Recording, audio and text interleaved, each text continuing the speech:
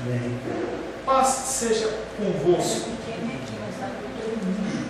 Glórias a Deus. Semana passada também nós iniciamos falando sobre um tema que é comum para você, um tema que você tem faculdade, pós-graduação, você tem formação no exterior, chama-se oração, você ora demais, né? Nós começamos a falar sobre oração. Fazendo um breve resumo do que nós já falamos até hoje, até agora. Nós falamos sobre a dinâmica da vida cristã e a importância. Semana passada nós falamos sobre a importância de você conhecer a Palavra de Deus. Nós estamos aqui em especial na Escola Bíblica Dominical para conhecer coisas referentes a Deus. Nosso objetivo na nossa igreja, glórias ao Senhor, não são festas, não são eventos sociais, mas é o ensino. A gente prioriza o ensino. Mas mesmo o ensino, se você não tiver comunhão nenhuma com Deus, vai criar em você apenas um espírito religioso. Você precisa ter comunhão com Deus. A oração, ela tem que ter um local especial na vida do cristão. O Espírito Santo, ele é aquele que nos ensina, aquele que nos inspira e nos ilumina na leitura da Palavra de Deus. E quando nós não sabemos orar como convém, Ele nos ajuda. Quando você pede para Ele fazer alguma coisa que não é da vontade de Deus, simplesmente Ele não faz. Ele leva as nossas orações como que filtradas, peneiradas. Eu, quando gostava de comer farinha, eu estou meio assim, comendo pouco. Mas quando eu morava com os meus pais, eu comia muita farinha de mandioca. Mas eu não gostava de farinha quando tinha aqueles cabelos seguintes. E aí a farofa, a farinha que era aquela peneirada. Mas vira e mexe, quando você vai comer farinha em um lugar, tem aqueles grãozão duro, né? E você morde aquele. E eu não gosto daquela não. Entendeu? Você dá aquela mordida na farofa, aquela mordida, parece que quebrou o dente, né? Mas eu gosto da farinha, ela peneirada. Eu gosto dela só para deixar ela sequinha comida. O Espírito Santo, ele faz algo semelhante. Entendeu? Não dizendo que o grão duro é ruim ou pior, é que eu não gosto. Mas ele pega aquilo que é o mais fino, o que é mais correto, ele peneira, deixa as sujeiras com você e ele leva só as coisas que realmente são filtradas segundo a vontade do Pai até o altar do Senhor. A oração, ela é algo tão importante que ela nos indica o grau de relacionamento que nós temos com Deus. Se você não ora, você não tem relacionamento com Deus. Ai, pastor, que é isso? Tem gente que está começando a orar, glória a Deus por isso. Mas o grau de relacionamento que você tem com um ser, ele vai de acordo com o quanto você conversa com ele. Posso pegar qualquer um de exemplo. Vou pegar a Lourdinha. A Lourdinha chegou aí, entendeu? Veio, a gente não conhecia ela. E aí, conforme eu venho conversando com a Lourdinha, troca mensagem, faz esse lado, eu começo a conhecer um pouco da história da Lourdinha, conhecer qual é o jeito dela, e isso chama-se relacionamento. E se eu parar na frente da Lourdinha, sentar, coloco uma cadeira na frente dela, e não falar nada, e ela não fala nada, a gente não se conhece. É interessante isso, porque Deus, ele sonda os nossos pensamentos, e isso é uma verdade. O diabo não faz isso, mas Deus faz. Mas mesmo assim, Ele quer que nós nos relacionemos com Ele através do verbal. Que nós possamos expressar as nossas angústias, os nossos pensamentos, os nossos sentimentos, as nossas necessidades através do verbal. Da mesma maneira que nós nos relacionamos com as pessoas através da fala, nós nos relacionamos com o Senhor também através da fala. Em momentos de WhatsApp, em momentos de e-mail, de SMS, as pessoas aparentemente conhecem as outras, mas não conhecem coisa nenhuma. As pessoas abrem o seu coração, escrevem uma série de coisas lá, mas você só conhece uma pessoa quando você olha nos olhos dela e você pode conversar com ela. Você consegue reparar o tom de voz dessa pessoa. Você consegue reparar a fisionomia do seu rosto quando você fala a coisa A, B ou C, e você sabe se você está agradando ou não. Uma conversa por teclado, pela internet, você não sabe qual é a reação da pessoa. A pessoa tem tempo de pensar como ela vai escrever, o que ela vai escrever, ou se ela escreveu algo que não é agradável, ela vem, clica no delete. E isso estabelece um relacionamento muito fraco e muito superficial. Um relacionamento pessoal, ele é um relacionamento muito mais forte, mais duradouro. Nenhum outro dever cristão é tão negligenciado como a oração. Nós, como cristãos, nós não oramos, entendendo que a oração ela é um privilégio. É um privilégio você poder estar perante o Rei dos Reis, Senhor dos Senhores, aquele que criou todas as coisas, e você falar com Ele a hora que você quer, em nome de Jesus, e Ele te ouve. Mas também Ele é um dever. Aquele que é cristão ora, aquele que não ora não é um cristão. Você pode encontrar pessoas que não são cristãs e oram a Deus, mas uma pessoa que se diz cristã e não ora, ela tem um sério problema na vida dela. Provavelmente ela nunca foi convertida. Possivelmente ela vai encontrar o Senhor no dia do juízo e o Senhor vai falar assim: não te conheço, querido, não te conheço, querida, ovelhinho, bode, porque eu nunca tive um relacionamento com você. Você nunca parou no seu dia para conversar comigo. Então eu realmente não te conheço. A oração é um privilégio como um dever. O novo nascimento desperta um desejo de comunhão com Deus, porque o teu espírito estava morto. E a partir de você se converter ao Senhor, o teu espírito ele é renovado, ele é recriado. Você ficou muito Carol. Carol é uma menina que vai casar, que você não está vendo, mas eu estou ouvindo. As pessoas elas não se comunicam. E elas acham que após o nascimento, dentro do cristianismo, tendo Jesus Cristo como Senhor e Salvador, elas podem também continuar essa vida sem se relacionar. O que acontece é que, apesar do teu espírito ter sido recriado, você tem uma coisa que chama-se carne, ou como diz o mineiro, carne, entendeu? E ela se levanta o tempo todo o tempo, porque ela quer prevalecer. Você quer orar e fica com sono. Você quer ler a palavra e não dá vontade. Ou aparece alguém. E aí você está lá, se ajoelha para orar, e você esqueceu de tirar o som do celular, aí o WhatsApp faz perigo. Aí sua cabeça já começa a pensar. Quando eu começo a orar, se eu não tirar o som, e se a Rosângela não estiver em casa, será que a Rosângela está pedindo alguma coisa? Será que ela está passando alguma necessidade? Será que alguém está querendo mandar uma mensagem urgente para mim? Pronto, acabou comigo. Enquanto você não for olhar, você não consegue. E aí uma dica para você: coloque um bloquinho de anotações do seu lado e lembra, para quando vier aquela coisa urgente, desesperadora, você para a sua oração e escreve, porque senão você vai ficar naquilo ali. Se eu não resolver isso agora, eu vou esquecer. E aí você já anota, porque você deixa aquilo de lado, tá? É uma dica para você. Nossa carne ela continua contendendo com o nosso espírito. Podemos obter conforto no fato de que Deus conhece os nossos corações. Mesmo que você não mostre, mesmo que você não ore, o Senhor Ele sabe. Antes que o seu pensamento esteja na sua mente ou que chegue na sua boca, o Senhor já sabe. Mas Ele, da mesma maneira que Ele preferiu ou Ele decidiu conversar ou nos orientar através da palavra de Deus, Ele também quer ouvir a minha voz e ouvir a sua voz.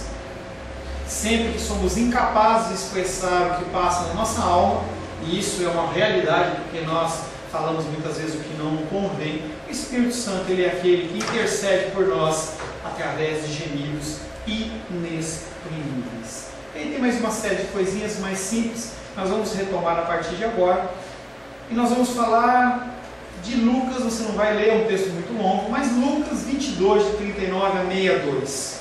Lucas 22, de 39 a 62, fala do finalzinho do ministério do Senhor Jesus. Nós falamos rapidamente na semana passada, eu vou falar um pouquinho mais nessa semana. Jesus Cristo, no fim de seu ministério, ele sobe ao Monte das Oliveiras para orar. E ele chama alguns discípulos, entre eles Pedro. Não precisa localizar, não. É um texto longo, eu só vou falar. Tá? Lucas 22, 39:32. E aí o Senhor Jesus olha para os seus discípulos e fala assim: olha, eu vou ali orar um tiquinho, vocês oram aqui também por mim, tá? Tá, Jesus, pode deixar que nós somos crentes de fogo. Não era de fogo, porque não tinha fogo, não tinha Pentecostes, né? E aí Jesus Cristo vai, ora, chora, geme, quando ele volta, os caras com tudo roncando. Que nem a carinha de vocês quando eu falo muito e não dou atenção, não dou mudança de voz, aí você vai começar a ficar assim, pequenininho. Mas eles estavam roncando lá. Jesus Cristo acorda aqueles homens e fala assim: vocês não podem orar nem um minuto comigo. Nós estamos num momento crítico do ministério. Ora comigo. E nada, Jesus Cristo é muito. Ele só falou com eles que eles tinham que orar. E aqueles homens, Jesus Cristo foi orar de novo, e aqueles homens oraram. Não, falou comigo. De novo, estava com sono, cansadinho, né? Eles tinham passado o dia inteiro andando, pregando e tal. Ainda subir aquele morro no fim do dia. Cansados de dormir. Jesus Cristo, quando volta, aqueles homens estavam dormindo. Jesus Cristo chama a atenção deles. Na sequência, uma turba, um grupo de pessoas sobe com Judas na frente para levar o Senhor Jesus Cristo. E aí a reação daquele que deveria ser um líder ou o líder dos discípulos é pegar a espada e corta a orelha do sacerdote, do servo do sumo sacerdote, um homem chamado Mauro. Jesus Cristo olha para aquela cena, para e pega a orelhinha dele no chão, dá uma sopradinha, pega e coloca no lugar e olha para Pedro e fala: Pedro, aquele que vive pela espada vai morrer pela espada. O apóstolo Pedro não estava entendendo aquele momento, porque ele tinha, no momento de orar, ele estava dormindo. E aí aqueles discípulos, no momento de desespero, saem correndo, inclusive Pedro, que era tão fortão, tão violento, tão agressivo, ele sai correndo que nem uma pessoa com medo, porque ele não orou. E aí no momento de luta e dificuldade lá, quando ele é confrontado sobre o Senhor Jesus Cristo, aquela mulher olha e fala assim: você é? E ele fala: não sou. Aquele maldito, não quero, não sei o que. E ele nega Jesus Cristo 3 vezes. E depois ele fica amargurado, porque ele não orou. Ele não estava entendendo o que estava acontecendo. Lucas 22, 39 a 62 fala de um homem que poderia ter tido uma situação e um discernimento e atitudes muito diferentes se ele tivesse orado. Nada do que aconteceu ali seria diferente. O Senhor Jesus Cristo iria ser preso, iria ser martirizado, iria morrer e iria ressuscitar. Tudo que estava ali estava escrito. Mas aquele homem, ele poderia ter orado, mas ele não orou. Nós fazemos muito isso. Nós deixamos para orar quando a situação está difícil. Nós deixamos para orar quando a dor ela está extrema, quando a enfermidade ela já está no limite, quando a situação financeira, a situação de toda sorte e espécie ela já está no limite. Nós não oramos, nós não cobrimos os nossos entes queridos, familiares de oração, e depois nós olhamos e falamos assim: o que aconteceu? O que eu fiz de errado? Nós não oramos como deveríamos. Onde nós deveríamos estar orando, a gente está nos regalando com o prazer do mundo. Nossos filhos, eu tenho, Sebastião e Glenda também, filhos de uma idade em que é tão perigosa, em que os jovens, os adolescentes, eles estão tão espertos. E nós não podemos estar com eles o tempo todo o tempo, mas nós podemos orar por eles. Nós podemos cobri-los de oração. Podemos entender que sim, a oração faz diferença. Pedro não orou e, como resultado, ele caiu em tentação. O que aconteceu com Pedro também acontece com todos nós. Nós finalizamos a aula semana passada, falamos que antes de nós cairmos no adultério, antes de nós cairmos na pornografia, antes de nós cairmos na mentira, antes de nós cairmos nas nossas escolas, nas nossas famílias, nas nossas igrejas, nas nossas famílias, onde quer que seja, primeiro nós caímos no particular, quando nós deixamos de orar. Nós temos que colocar como uma coisa importantíssima a oração nas nossas vidas. Pastor, não sei como orar. Busque de Deus. Converse comigo. Eu tenho orientado pessoas em relação à oração. Estou com uma dificuldade de orar. Eu não consigo orar. Eu tenho falado com algumas pessoas: leia os salmos, não em terceira pessoa, mas se aproprie daquela palavra como para você.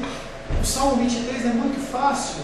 Você ora e fala assim, o Senhor é o meu pastor, e você começa a meditar em tudo que aquele salmista está falando. O Senhor é o meu pastor, nada me faltará. Já te traz um alento, dizendo que não vai faltar o alimento, não vai faltar o transporte, não vai faltar as coisas essenciais a você, porque o Senhor, Ele é o teu pastor. E você, quando você começa a orar isso em voz audível, porque quando você usa mais de um sentido seu, você aprende mais, parece que é mais verdadeiro. Então, se eu começar a escrever, você vai ter o áudio do que eu falo e mais o visual. É por isso que eu coloco os versículos aqui no projetor. Não é para você ter uma facilidade, você não abrir a Bíblia, não é isso. É para você começar a entender que quando eu estou lendo, você também está lendo, e aí a tua mente parece que ela grava mais. Isso é pedagógico. E quando você orar em voz alta, o Salmo 23, se apropriando daquela palavra, o teu coração ele vai se enchendo de esperança, porque você sabe que o Senhor é o seu pastor e nada vai te faltar. E quem está falando não é você, não é o pastor Paulo, mas é o próprio Deus, através da boca de Davi. Ore os salmos, ore a palavra de Deus. Se coloque em situações. Eu não consigo ver em mim uma possibilidade de que eu sou manso, que eu sou humilde. Você vai lá no texto do apóstolo Paulo e fala assim, miserável homem que sou. Eu não consigo fazer o que é bom. Você vai ler a palavra e fala assim, o que eu quero fazer eu não consigo, e o que eu não quero eu faço. Tal e tal Cristo. E você fala assim, opa, eu estou orando a palavra, e a palavra ela é verdadeira. Há um horário melhor para oração, um horário pior. Tem pessoas que falam assim, não, eu oro de madrugada porque a fila é menor. Gente, de onde alguém tirou isso eu não sei, porque em lugar nenhum da Bíblia, se você ler, está dizendo que a fila é menor. Você não está falando de um Deus que é do INSS, um Deus que é do posto de saúde, um Deus que é lá do setor público, mas está falando de um Deus que não dormita nem dorme o guarda de Israel, não tem hora.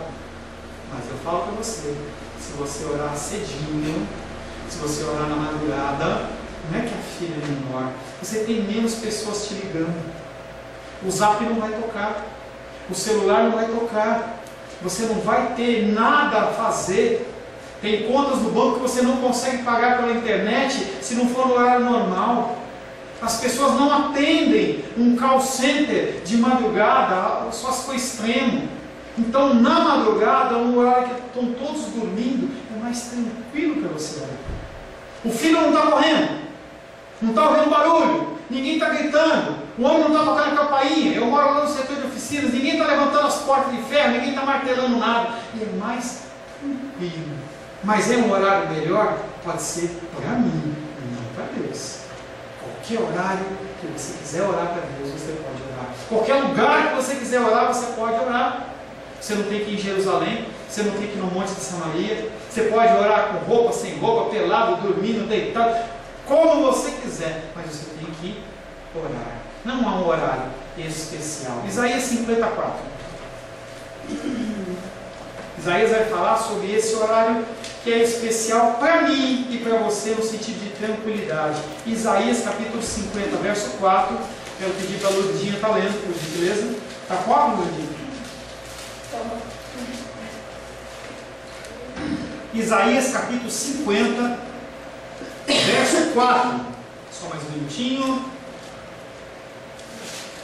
Jeremias, Isaías. Ou melhor, Isaías, Jeremias. Pode ler, Lourdinha? O Senhor Jeová me deu uma língua erudita para que eu saiba dizer a seu tempo uma boa palavra ao que está cansado. Ele desperta-me todas as manhãs, desperta-me o ouvido para que eu ouça como aqueles que aprendem. Deus me deu uma língua dos que aprendem, dos eruditos, dos sábios, para que eu saiba dizer uma boa palavra ao cansado. E aí, uma das finalidades minha e sua como cristão é trazer palavras de consolo às pessoas. Em momentos de lutas, em momentos de dificuldades. É o cristão que tem que trazer uma palavra de Deus para a pessoa. Não um conselho do que você acha, mas o que a palavra de Deus diz. Ele me desperta todas as manhãs. Desperta-me o ouvido para que eu ouça, como aqueles que aprendem, na minha versão, como os eruditos. O Senhor, Ele nos desperta pela manhã porque é mais fácil, quando você ainda não tem aquele monte de atribuições na sua cabeça, falar com o Senhor. Às vezes a gente vê filmes em que os casais têm uma dificuldade enorme de sentar para conversar.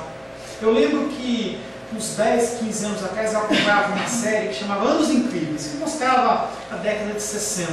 E num episódio em especial, tinha um menininho que ele olhava a figura dos pais, e os pais estavam discutindo muito. E ele olhava e pensava que os pais iam se separar, porque eles sempre estavam discutindo. E aí no final, tudo certo, mostra o pai tirando a mãe para dançar lá no casamento, e aí aquela criança olha e fala assim, com a voz de adulto que era o narrador, ele fala assim: como são bons tempos em que nem a monotonia, nem as coisas conspiram para o bom andamento do casal. Isso vale não só para os casais, mas vale também em relação a eu e você, em relação a Deus. A gente, quando está num momento de tranquilidade, é muito mais fácil a gente orar. Quando você tem um momento de dificuldade do dia, você já acordou, já fez um monte de atividade, foi no mercado, tem que fazer isso, levar o filho na escola, isso, aquilo, uma série de coisas que você vai administrar, a sua cabeça vai fazer uma oração muito superficial. Por isso que Isaías ele fala: orem pelas manhãs, mas não é uma obrigação. Porque quando a gente olha a vida de Jesus, que era uma vida separada para a oração, ele orava de manhã, ele orava à tarde, ele orava à noite, e tinha noites que ele virava inteiro orando, como por exemplo quando ele foi escolher os seus discípulos. Ele passou o tempo inteiro em vigília orando ao Senhor. 1 Tessalonicenses 5,17. Jesus Cristo, ele orava todo o tempo, e todo o tempo ele tinha um relacionamento com o Pai, apenas em um momento. 1 Tessalonicenses capítulo 5, verso 17.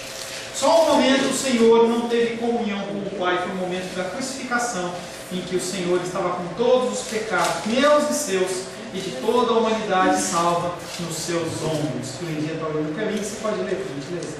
1 Tessalonicenses 5, 17. Orai sem cessar. Pastor, o que é isso, pastor? Aí eu fico olhando assim na vida da Glenda. Corre para um lado, corre para o outro. Precisa levar o menino na escola, precisa levar no médico, precisa comprar isso, comprar aquilo. Abelinho. E aí ela lê um versículo desse assim: orar sem cessar. Como é que vai fazer isso? Para o mundo? Como que a pessoa da Glenda, com todas as atribuições que ela tem, ela vai orar sem cessar? Será que o apóstolo Paulo, escrevendo essa carta à igreja de Tessalônica, ele está falando que, olha, Glenda, Tessalônica e Glenda, você toda hora você tem que ficar de joelho no chão. Não se importa com cãibra, não se importa com o perno ficar formigando, você tem que ficar de joelho orando. Não é isso que ele está falando. Ele está falando que nós temos que ter uma vida de relacionamento com o Senhor. Você tem um tempo de devocional com o Senhor em que você fala com o Senhor, e durante o dia você estabelece um relacionamento com o Senhor. Você vai dirigir, você está pensando em Deus. As coisas do dia a dia, você está agindo conforme Deus. Eu não saio de casa sem pedir que o Senhor esteja guardando o meu caminho, as pessoas que estão comigo no carro, quem eu for buscar ou levar. Peço que o Senhor está preparando um lugar para parar o carro, segundo a vontade dEle. Oro para que, quando eu for num banco, não tenha uma fila muito grande. Eu oro para que meu coração não seja um coração nervoso. E aí eu vou mantendo um tempo de relacionamento com Deus. Esse significa orar sem cessar. Deus nos manda orar sem cessar. Isso significa que devemos viver em contínuo estado de comunhão com o nosso Pai, que é diferente de uma oração literalmente falando. A oração, novamente eu digo, é algo crucial e central na vida do cristão. Examinemos melhor essa disciplina cristã que é tão mal entendida, tão negligenciada. Qual o propósito da oração? Nada escapa da observação de Deus, sim ou não? Alguma coisa escapa do escrutínio dos olhos do Senhor? Sim ou não? Se eu pudesse imaginar que uma simples abelha, uma abelhinha, ela pudesse voar livremente, sem Deus estar ciente, eu acho que eu não dormiria à noite. Porque se você pensar que o Senhor ele controla algumas coisas e outras não, já é perigoso. Há pessoas que olham para a Bíblia e falam assim: tem coisas aqui que realmente são de Deus, mas tem coisas aqui que não são de Deus, talvez sejam de Deus. Quando você coloca em dúvida que a palavra de Deus é na sua totalidade a palavra de Deus, você está com problema. Porque se uma coisa pode estar errada, muitas coisas podem estar erradas. Se uma é mentira, muitas podem ser mentira. E não sou eu e você que sabemos discernir o que é certo e o que é errado. Por isso que nós, como cristãos, nós falamos: a Bíblia ela é a palavra de Deus. Deus, Ele é soberano e Ele controla todas as coisas. Pastor, mesmo uma abelhinha, mesmo uma mosquinha, mesmo uma formiguinha, mesmo. Das coisas menores a maiores, das mais simples a mais complicadas, todas estão no controle de Deus. Deus tem autoridade sobre todas as coisas. A minha confiança no futuro descansa no controle total de Deus sobre a história. Você não está à sorte do mundo, à sorte do destino, mas os teus caminhos eles foram traçados. Ainda que você ainda era substância, ainda informe no ventre da sua mãe, o Senhor conhecia todos os seus caminhos. E você pode descansar nisto. Como Deus faz acontecer as coisas que Ele declara soberanamente. Como Deus exerce controle e manifesta essa autoridade. São coisas que você não sabe, não vai saber.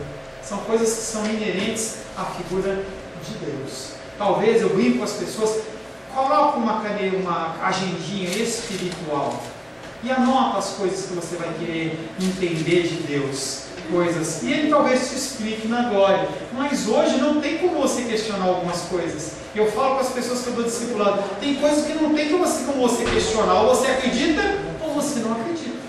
Tem coisas que são de Deus, são qualidades e atributos que são de Deus, que você não tem como questionar, ou você acredita ou você não acredita. Agostinho disse que nada acontece nesse universo à parte da vontade de Deus. Em que certo sentido, Deus ordena tudo o que acontece. Agostinho não estava tentando isentar o homem da responsabilidade, mas seu ensino desperta a pergunta: se Deus é soberano sobre tudo, para que eu tenho que orar? Um interesse secundário gira em torno dessa pergunta, que é o tema do nosso estudo. A minha oração, a sua oração, muda as coisas? A resposta da primeira pergunta é que o próprio Deus soberano ordena. Por que você tem que orar? Porque Deus está mandando. Ele ordena, Ele é soberano, e por meio da sua palavra Ele fala: orem sem cessar.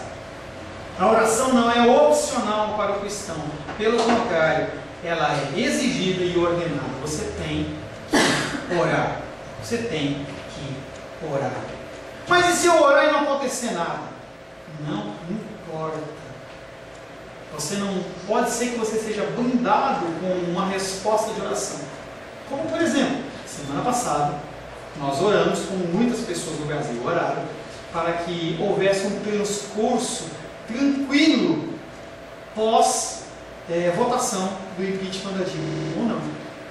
Você não pode imaginar se houvesse ali sendo liberado um espírito de ira no coração daqueles homens, divididos por aquele muro, e eles começassem a se pegar ali.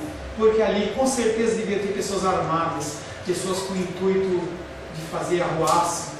A gente vê lá em São Paulo, quando há confusão de aumento de passagem, as pessoas depredam lojas, quebram coisas. Imagina o que poderia acontecer ali na frente do Congresso Nacional.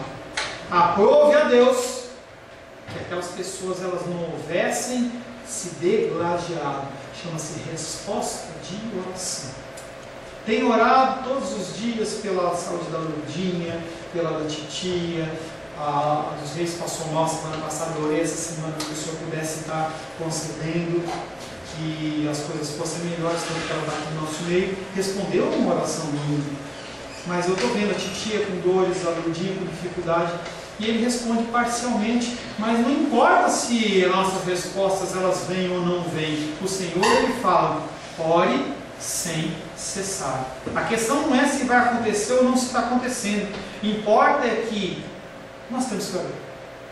Entenda que orações elas são feitas para ter respostas depois de 1 ano, 10 anos, 5 anos, 50 anos, 100 anos.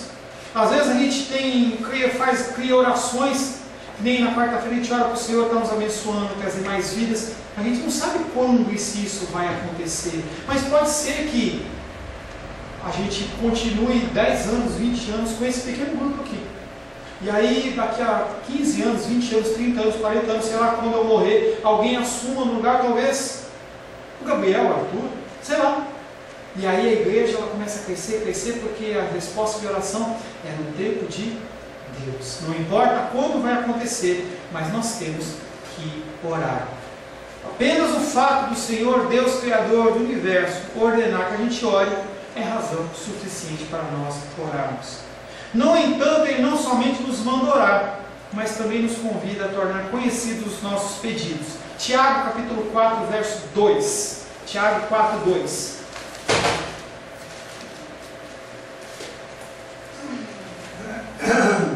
Tiago capítulo 4, verso 2, lá no finalzinho da Bíblia.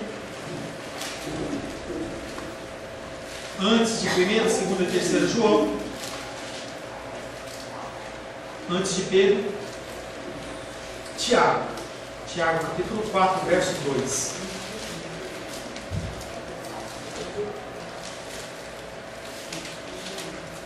Pode ler por gentileza? Cobiçais e nada tendes, matais e invejais e nada podeis obter, viveis a lutar e a fazer guerras, nada tendes porque não pedis. E aí nesse versículo ele fala 2 tipos de petição, tanto uma petição para a satisfação do teu coração, que é o que ele chama de cobiça, e essa oração, querido, querida, Deus ele não vai atender. Nós temos que entender que as nossas orações elas têm que ser cada vez mais pautadas no que Deus quer que aconteça. E aí ele finaliza falando, nada tendes porque não pedis. E nós temos que pedir e aprender a pedir conforme a vontade do Senhor. Ainda em Tiago capítulo 5, verso 16. E aí nós vamos começar a responder a segunda pergunta. Faz diferença a sua oração? Tiago capítulo 5, verso 16. Confessai as vossas culpas uns aos outros e orai um pelos outros, para que fareis a oração feita por justo, pondo muito em seus. Tiago 5,16. Confessai os vossos pecados uns aos outros. Nós temos que falar das coisas que nos afligem, como nós agimos. Se não uns aos outros, no sentido de maturidade, você tem que saber com quem você fala. O ideal seria que todos nós fôssemos maduros o suficientes para ouvir os pecados dos nossos irmãos e irmãs e não nos escandalizemos. A palavra de Deus diz que nós temos que confessar. Você não pode ficar com esse pecado guardado no seu coração, você tem que falar sim, tá? Se você quiser falar comigo, você pode, se você tem uma pessoa de confiança, você fale, mas fale com alguém que possa te instruir e também te exortar no caminho que você tem que seguir. Você não precisa de uma palavra de consolo humano, mas você precisa de algo que vem de Deus. E aí ele fala também para nós orarmos uns pelos outros para sermos curados. Foi o que nós fizemos hoje pela manhã. Falei para o irmão Cláudio, ora pelos enfermos. Nosso jornalzinho ainda não está engatado. Vai uma hora ele vai encaixar e a gente vai ter oração pelos enfermos. E aí você vai ter mais um motivo para você orar. Quando você for fazer as suas orações, a primeira coisa que você tem que fazer, em vez de você olhar para você, pensa nas pessoas que te rodeiam. Começa pelos seus familiares. Alcança as pessoas da igreja. Lembra da Lourdinha. Lembra do irmão Cláudio com a dificuldade que ele está de caminhar. Lembra dos reis. Lembra da Titi. Lembra das pessoas. Porque a palavra de Deus diz que nós temos que orar pelos outros. Para quê? Para eles serem curados. Faz diferença a sua oração. Quando eu oro pela titia, eu falo com ela, ela fala assim: o que tem me sustentado são as orações. Nós temos que orar uns pelos outros, para que eles sejam curados. E se eles não forem? Não importa. Não importa. E aí o versículo 5,16 de Tiago acaba: porque muito pode, por sua eficácia, a súplica do justo. Pastor, eu não sou justo. A palavra de Deus diz que no mundo não há um justo sequer. E é verdade. Mas você não é justo em si mesmo. Você é justo em Cristo. Você é justificado em Cristo. O que esse versículo está dizendo e muitos outros, repetidas vezes, a Bíblia diz que a oração ela é uma ferramenta eficiente, ela é útil e ela produz resultados. Nosso tempo está se acabando e aí você pode ficar com aquela dúvida: será que a minha oração ela muda o coração de Deus? Não muda o coração de Deus. Semana que vem a gente vai estar falando no que a minha oração, no que a sua oração influencia no resultado das coisas. Amém, querido? Amém, querido? Senhor, em nome de Jesus, agradecemos pelo estudo de oração, Senhor, que nós estamos fazendo. Queremos, Pai querido, pedir que o Senhor possa gerar em nós o desejo de orar, porque até a oração ela tem que nascer primeiramente do teu coração, Pai. Se a oração não nascer do teu coração, o meu corpo, Pai querido, ele não vai querer orar. Eu prefiro ficar dormindo, eu prefiro ver televisão, eu prefiro fazer coisas do dia a dia, ler, mas orar, Pai, às vezes é um fardo para mim. E eu preciso que o Senhor me instrua e me ajude. Em nome de Jesus. Amém. Glórias a Deus. A paz seja convosco. Meu nome é Paulo César. Eu sou pastor da Igreja Cristã Semente de Vida, aqui em Brasília, Distrito Federal. Me alegro que a palavra tenha te alcançado. A palavra faz isso. Ela alcança as pessoas aonde quer que elas estejam. E você foi agraciado com esta palavra. Não que eu tenha nada especial a te dizer. A palavra ela é suficiente e ela usa quem ela quer. E eu me alegro por ter sido um canal para poder te abençoar. Mas eu quero te dizer que não basta você ser um ouvinte. Não basta ser uma pessoa que se alegra quando você ouve a palavra de Deus. A vida ela é feita de decisões. Se você está ouvindo essa palavra hoje, eu creio que o Espírito Santo tem um propósito especial com você. Muito mais do que prosperidade, muito mais do que uma cura física, uma cura emocional ou espiritual, Ele quer te alcançar para a vida eterna. Nós investimos nosso tempo, nós investimos as nossas forças em coisas terrenas, mas o Senhor ele tem muito mais a oferecer. Ele tem sim para você a cura, Ele tem sim para você a prosperidade, mas Ele tem muito mais que isso. Submeta-se a um Deus que Ele é capaz de mudar e transformar a sua vida por completo. Creio que o Espírito Santo ele é capaz de tocar o teu coração. Quero pedir que você curve a sua cabeça. Senhor, em nome de Jesus, coloco na tua presença essa vida que ouve esta ministração, que ouve esta palavra. Pai, eu não tenho capacitação nenhuma, mas o teu Espírito ele é capaz sim de tocar nesta vida, gerar nela mudança, transformação, arrependimento, e que ela possa simplesmente bater no peito, convencendo-se que é pecadora e que precisa de um Deus salvador. Não há um caminho a ti, meu Deus, que não seja através de Cristo. E eu lhe peço, Pai querido, que você alcance essa vida e ele possa sim tomar uma decisão pessoal pelo Senhor, em nome de Jesus. Amém. Amém, meu querido. Amém, minha querida. Fico contente que você esteja ouvindo essa ministração até o fim.